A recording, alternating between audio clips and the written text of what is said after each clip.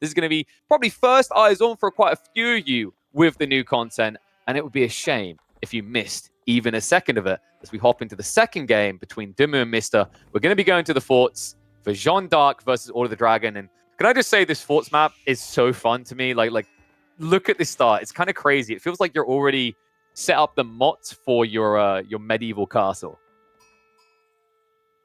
Yeah, no, this map is intense. It feels like it's going to be very safe, maybe like Hill and Dale, but in similar ways to Hill and Dale, you're forced to expand really, really quickly for wood, for space, for anything, right? So it's like, what am I going to keep protected in the little base, and what am I going to put out? Like, where am I going to expand to, right? What am I going to build outside? What am I going to build in not so safe areas? And it's a really big question for this map, and it's quite fun to play in that regard as well.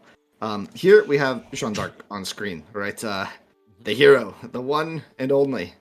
She's going to undergo her journey of a hero, the path of a hero. And over the course of the game, she accrues experience, right, KP? And she gets 3 level up choices where she gets to kind of pick her path, and you get to kind of build your own hero in the game, like you're saying, kind of a little bit inspired from MOBAs, but still you're still playing an RTS, right? Yes, it's the Warcraft experience. I was actually very happy with this edition because, I mean, we don't need to talk too much about what happened Warcraft 3 Reforged in the end, but I think there's a lot of people vying for that type of playstyle, and she does lean into a little bit of that. There's even that idea of hunting creep camps on the mid of the map, because the whole way that you level up, as with any good RPG experience, is by getting XP, and you can do that for a bunch of different ways of Jeanne. You can get it by gathering resources. You can get it by building, which is a pretty cool usage for her, by the way, because she builds 33% faster than a normal villager. You can also get it by killing units, both Gaia and enemy. And when it comes to the Gaia ones, it's anything that would actually try to bite back. So the boar and the wolf will give XP. Wolf's giving 12. Boar will give 50 XP. And then the numbers are varying for enemy units. It depends on how chunky they are. So I think, for example, Spearmen would normally give 8 XP. But if I'm not mistaken, an Order of the Dragon Spearman might be 12 or 16. I think it's 16. I think because it's double cost. That's what I recall. I mean, maybe some things have changed a little bit. It's hard to keep track of every single number in the game, right? So maybe we did something with the scaling and I just forget. But yeah, I think the general premise is per cost, right? So it's like every 10 resources one experience, I think, was the idea. But that's probably subject to change as well in the future, depending on the balance of the civ, right? Okay. That makes sense. Can we just quickly check the School of Cavalry? I'm curious. Is Mr. Yes, this is really important, folks. So right now, if I'm not mistaken, when I last done the numbers, this is as efficient as using 4 villagers when he's using 2, because Jeanne d'Arc has that 33% build speed increase. And the other cool element about doing this is by the time you've teched up, she's not going to be far off getting level 2, where she converts from a villager, from our humble beginnings, into a military unit. There's going to be some interesting choices there. I don't want to spoil it, because one of the choices has the best name anyone could have came up with for it. Wait, which name? Wait. I mean, it's definitely not Hunter. That's a lame name. Oh, sorry. Okay. Sorry to everyone who came up with Hunter. Yeah, the other one. Okay, I was just wondering at which point you were saying it was epic naming. Just curious. Dude, I love it. It's a great choice of name there. Like, it's subtle details like that matter to me. I mean, I was saying this when I was casting a bunch of Japanese games the other night. It's the Onobigisha and the Onomushi detail. The fact that you have women-exclusive units in the game. Because Ona means woman. I believe so, yeah. Yes. But yeah, no, it's really cool. I think it's really cool. It's a nice Should we talk detail. a little bit about the Order of the Dragon, though? Because I just realized, like, I'm fanboying about Jeanne here, because it's clearly, like, MOBA boy. But this is looking like DeMu's joking, right? Why has he got less villagers? There's a really good reason for this with the Order of the Dragon. Yeah, so the Dragon Villager, basically just they're a little bit stronger. So in line with their units, they cost more, but they're more effective at gathering. They also have more HP, so they're a little more durable to the raids, but you're going to have less population, which is more population efficiency. So there are some trade-offs here where your boom is a little bit slower off of TCs, but it can be a little more productive later in the game. This is balanced out by the fact that they don't have inspiration on the prelates. So the prelates no longer inspire the villagers. They're kind of like, if you think about it, it's kind of like pre-inspired villagers, right? Like all your vills are kind of like mini-inspired at all times. So that gives you a little population efficiency at the cost of like growth time in a way, right? You have to expand a little bit slower your population. You need to wait a little bit longer. Your vill count is always going to feel a little lower. It'll feel slower, but produce more, right? It's very strong actually, because like I think I asked one of the devs this the other day. It's base rate, right? The 25% increases on your base rate, so that should scale in a kind of more exponential fashion. So the thing you have to keep in mind as a simplistic level though is every time you look at the eco count for the Order of the Dragon, add 25% on, and then you realize actually he's not behind at all. We do see Mind Work Palace coming out, by the way, and there's a good reason for this. You mentioned you don't get the prelates at the start. And you'd wonder, well, of course I wouldn't go Archon. I wouldn't be able to put a guy in there. You don't have to, but the Archon would only give you a 10% gathering rate buff, which means the Mindwork Palace is a more desirable proposition, especially considering some of those unique techs that Core was showing us just a minute ago. Yeah, exactly. There's new techs at the Minework, and also with less units, those upgrades at the Minework can also feel more valuable at times, even though it's generally the same. It just kind of can feel more valuable because like keeping one unit alive at the Civ feels really impactful. And now we can see it was not the Woman at Arms. Instead, Mr. has picked the Hunter path, which gives you access to Divine Arrow. If he had gone the Woman at Arms path, he would have gotten an AoE cleave attack with this big sword that Jeanne would be carrying. And so here with the Hunter, you get this golden shot. It deals a bunch of damage up front and gives you kind of this really high micro potential. Yeah, so it's 40 damage and it's pure damage. So even if you had ranged armor, like this is the funny thing, if you shot that at a building, it would take 40 damage. Not the best use of your Divine Arrows because they do have quite a big cooldown, 60-second recharge time. Usually quite effective for taking villages early on, but kind of difficult up against the Order of the Dragon because the whole idea is usually you shoot 2 normal arrow shots and then you use the Divine Arrow to insta-kill a villager.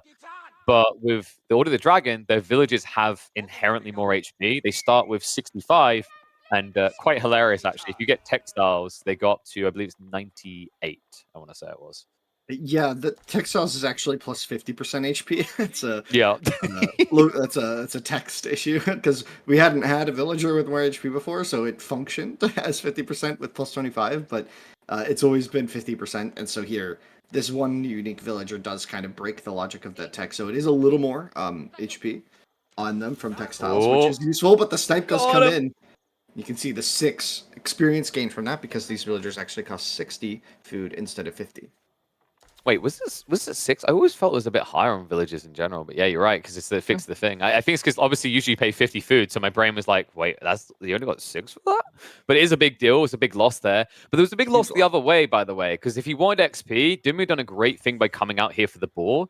By taking this out, he'd actually denied away 50 XP from Mista, which is a very big deal actually, because if you're able to scale Jeanne really quickly in this early phase, she can get essentially what feels like Castle Age unlocks through level 3. She can even do things like summoning companions, which are men at arms. So it's very important that you don't feed XP across this hero. Just like anyone who's played their MOBAs, that tends to lead very quickly to a loss. Exactly. There's a bit of a snowball element with Jeanne, and that's a really important part of the counterplay around Jeanne is don't take really crappy engagements, right? More than any other civ, probably, right? Like, on a lot of civs, sometimes taking a bad engagement can buy you time for a transition or something. But again, Jeanne, if you take a bad engagement and you feed her a bunch of XP, that can snowball even more because you might have to deal with the next level of Jeanne before you're ready, right? So you need to be very careful and tactical with your engagements. Obviously, for Jeanne, that puts a lot of pressure on Jeanne d'Arc to be aggressive, right? Jeanne needs to kind of play into the experience gain. In this situation, Jeanne's been extremely passive. It's been what, like maybe a wolf or 2? I didn't see everything Jeanne did, but like a wolf or 2 here, like they didn't even get the boar yet.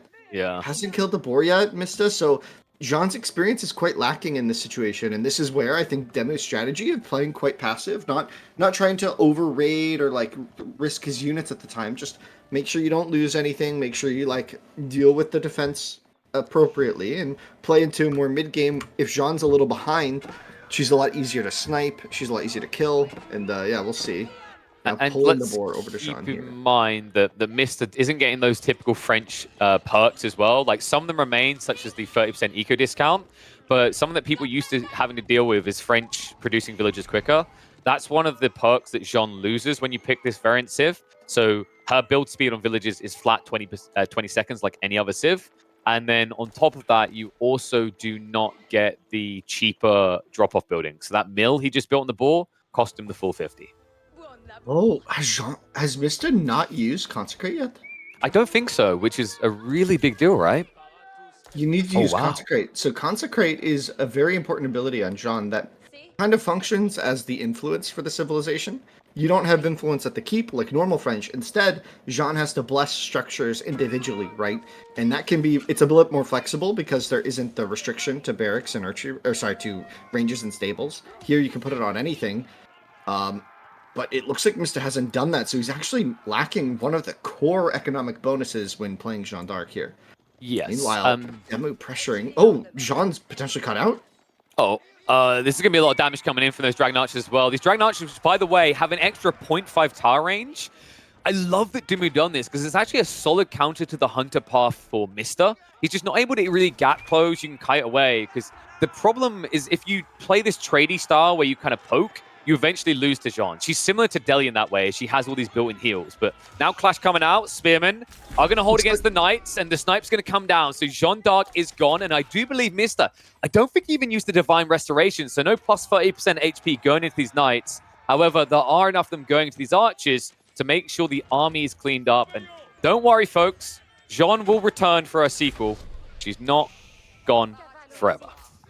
Yeah, so in this case, it looks like Mista chose to buy her back, which does have a pretty long cooldown, so you can't just keep, spamming the buyback button. Otherwise, she would take 2 minutes, 2 full minutes to respawn, and that's 2 minutes where the cooldowns aren't ticking, where every cooldown actually kind of like resets a bit. So it's a really punishing to lose Jeanne d'Arc, especially because DeMu sniped her at the start of the battle, which meant that Mista didn't get experience again. So that was a really smart way to take the engagement from DeMu, to snipe down Jeanne at the start, and then he kind of lost his units, right? So it was a bit risky there. DeMu could have potentially accidentally wiped his whole army to Jeanne and given her a huge boost of experience there. I kind of wonder if that attack was even necessary. But we'll see as the Knights are now moving across the field towards that boar on the left side. This could be quite potent. I think he's only got 5 villagers out there. That's another nice thing, actually, about Order of the Dragon. I feel like this more efficient villager means that they're actually better at playing pocket economies than regular HRE, right? Like, just having 4 or 5 villagers, 5 villagers in total out here, almost has you at the regular ball capacity. So, pretty cool read there by DeMu. These Knights are going to keep riding through the fields for the time being, but this army is kind of spooky for the moment. So, you need to be careful that you don't let don't let DeMu kind of trip you up, catch you in a corner. But one cool thing to keep in mind is kiting this civ is a lot easier than normal HRE infantry, as one of the trade-offs of picking the OOTD is that you do not get marching drills.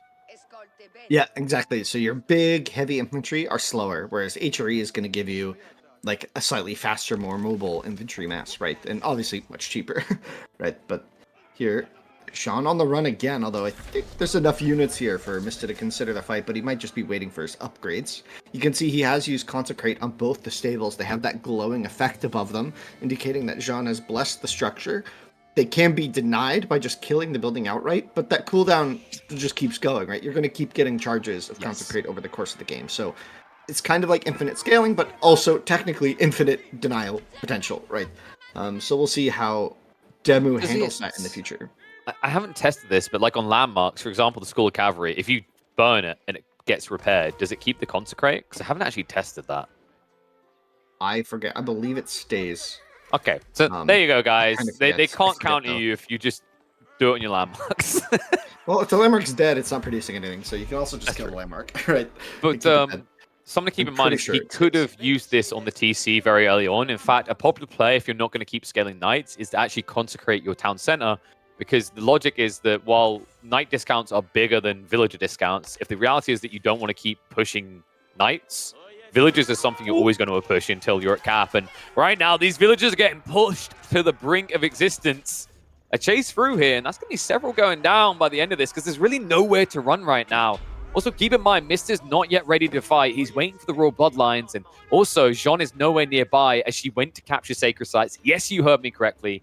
Once you reach age 3, when the capturing of Sacred Sites unlocks, Jeanne gains the ability to capture them for you. Yeah, it's locked behind age 3, so it's not some sort of Delhi Sanctity build where you can like get the Sacred Sites in Feudal Age, but you can get Jeanne over there. She can get some experience as well, bonus experience for doing that. So it's quite potent. It's a good way of kind of catching up. It gives you a bit of economy, gives you something to do that's on the map that isn't necessarily attacking.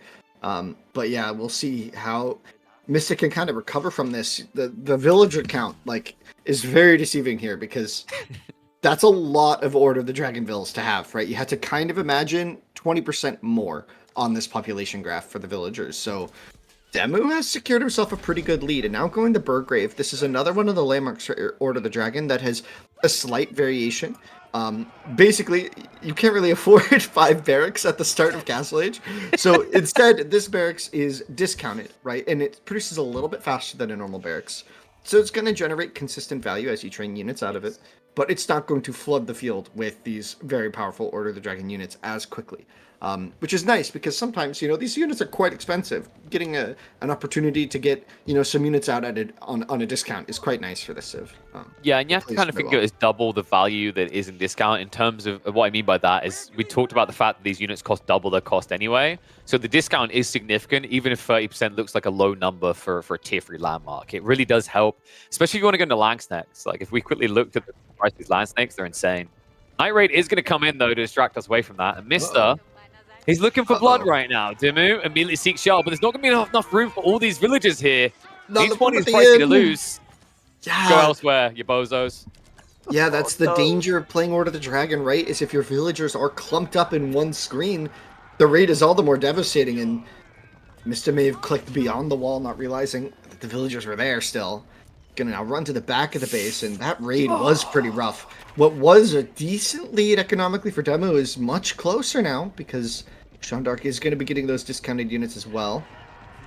And Jeanne, the tough part though is these raids, like they're connecting, they're fine targets, but the shame of it for Mista is like obviously Jeanne can't be there, right? She's still just like a two-legged Andy. She doesn't move very quickly. But what he could be doing with her is trying to yoink more of these sacred sites now that he's starting to draw DeMu's army away from them.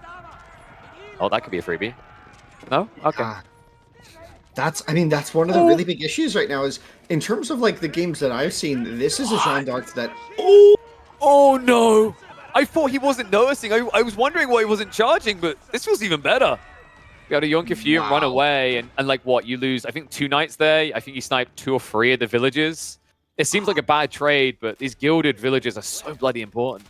Yeah, look at the vill count now. 20% better isn't going to make up for it here. These raids have been absolutely devastating. Going to come down to the landmark generation value for him, and it looks like Jeanne has tiered up, and we do have... Oh, baby. Yep, we have the champions.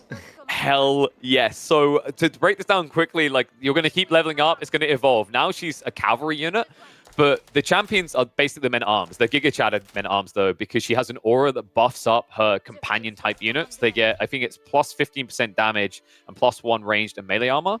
There is an alternative choice here that I haven't seen many players try so far because men-at-arms OP, right?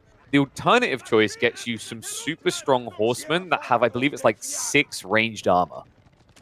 Yeah, and they also have bonus versus the crossbow line. So a lot of it is kind of behind this theory that like you have this option to tech into whatever your opponent is actively doing to deny your knights, right? Because it's French, you're going to be playing royal knights, right? So if your opponent has a lot of spearmen on the field, you want to go to champions because they have bonus damage versus spearmen. If your opponent is somehow massing crossbows against you at this time, then you can go the rider, and that will do a really good job against the crossbowman. But here you can see Jeanne just trying to get a little raid in with the golden arrow. Going to be retreating though. Has this is a large now. force of knights, but that's a lot of HRE spearmen. Sorry, Order of the Dragon spearmen. There's a lot there, right? Like you have to think twice the pop, twice the effectiveness. These spearmen are terrifying. That is a lot. It's so weird to look at, right? Because if you looked up at the military cap and then looked across at DeMu's army, you'd be like, someone doesn't do math very well. But like that's just the balance of it. You're going to see how strong they are now that this fight is going to be forced. Now, keep in mind, Mista has got a very big tool up his sleeve. If he times it right, the Divine Restoration could just make this front line absorb a lot more. It's coming off cooldown in just 10 seconds. That would return 30% health immediately to all these knights. And they might need it. This has been a rough fight, but now that he's reaching into the crossbows, this is where things should turn up into a cleanup on Isle DeMu, as Mista should just about have enough to wipe out everything that would matter here. And this was a wonderful cleanup for Mista because he had Jeanne alive this entire fight. And look at the experience. He's just raking it in. The knights were there. The raids were way too much for DeMu. I mean, he was on like 30 vills at some point there. He got sent back to the Dark Age that game with the raids. So he tried to play this really big open map style, but I think a couple of times he kind of threw his army away, like trying for these raids, and they were effective raids, but I think losing the army with Order of the Dragon can feel very oppressive because your units are really expensive. So investing in these units, you need to get maximum value out of these units. And so if you're not able to do that, things kind of fall apart a little bit here. And you saw DeMu maybe struggling there once he got Castle Age, not knowing exactly what to transition into, whereas Mista just played Knights and was able to do it with Jeanne. Impressive stuff.